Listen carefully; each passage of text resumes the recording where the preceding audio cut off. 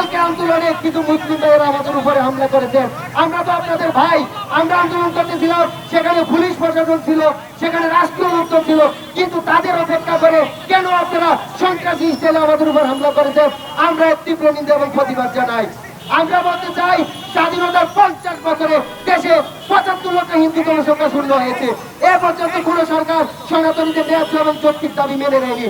কিন্তু আজকে যখন সকল সনাতনীরা চিন্ময় বাবু সহ এ যুগের সকল তরুণ প্রজন্ম, যুব প্রজন্ম এবং আইনজীবী প্রজন্ম একত্রিত হয়ে কঠিন আন্দোলন করে তুলেছেন আমাদের ন্যায্য দাবির জন্য, তখনই আমাদের বিরুদ্ধে ষড়যন্ত্র করা হচ্ছে, আমাদের আন্দোলনকে বন্ধ করার জন্য বিভিন্নভাবে আমাদেরকে হয়রানি করা হচ্ছে। আমরা বিধি প্রশাসনকে বলতে চাই, আপনারা জানেন হারুন সাহেবের কুকীর্তির জন্য সারা বিশ্বে ডিবিকে মানুষ ঘৃণা করে, কিন্তু আজকে আপনারা যারা নতুন করে ডিবির দায়িত্ব নিয়েছেন, আপনারা একটা সুন্দর বাংলাদেশ গঠন করুন, অপরাধীকে শাস্তি দিন, নির্দোষকে আপনারা ছেড়ে দিন। এটাই হলো প্রশাসনের সাথে আমাদের সম্পর্ক, এক বন্ধুত্বপূর্ণ সম্পর্ক, এক ভালোবাসার সম্পর্ক। সংগ্রামী বন্ধু, রাষ্ট্রের সাথে আমাদের কোনো শত্রুতা নেই। আমরা রাষ্ট্রকে মনে করি এই রাষ্ট্র আমার মায়ের আরেকটা, এই রাষ্ট্রের আমি একজন সন্তান।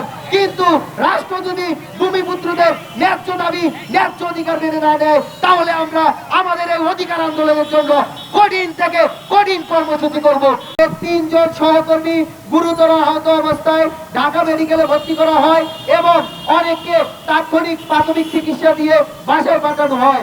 আমরা তীব্র নিন্দা এবং ধিক্কার জানাই এবং আজকের এই শাহবাগের প্রেস ক্লাব থেকে দাবি জানাচ্ছি, অবিলম্বে আমাদের এই আন্দোলনের মুখপাত্র শ্রীমান যেত বাধ্য হব। এটা হচ্ছে আজকে আমরা তাৎক্ষণিকভাবে প্রতিবাদ সমাবেশ করেছি। এখন পর্যন্ত সারা বাংলাদেশে আমাদের বিভিন্ন জেলায় জেলায় প্রতিবাদ সমাবেশ হচ্ছে, নারায়ণগঞ্জে প্রতিবাদ সমাবেশ হচ্ছে, বরিশালে প্রতিবাদ সমাবেশ হচ্ছে, আমাদের রাঙ্গামাটিতে প্রতিবাদ সমাবেশ হচ্ছে, বান্দরবনে প্রতিবাদ সমাবেশ হচ্ছে, প্রত্যেকটা জায়গাতে প্রতিবাদ সমাবেশ হচ্ছে।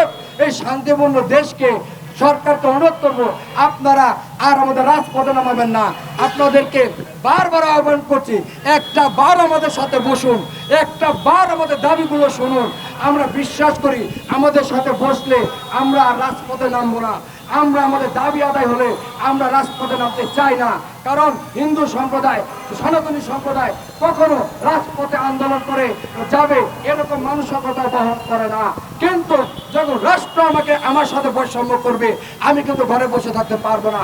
অতএব এই বার্তাই আজকে আমরা জাতীয় প্রেস ক্লাব থেকে সাংবাদিক ভাইদের মাধ্যমে আমরা অন্তর্বর্তীকালীন সরকারকে জানিয়ে দিতে চাচ্ছি। পাশাপাশি আগামী 13ই ডিসেম্বর খুলনায় সার্কিট হাউস মাঠে আমাদের মহাসমাবেশ অনুষ্ঠিত হবে।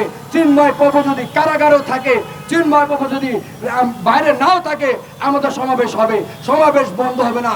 আগামী 20 ডিসেম্বর বরিশালে মহাসমাবেশ হবে, 13ই ডিসেম্বর আমাদের খুলনা সার্কিট হাউস মাঠে মহাসমাবেশ হবে।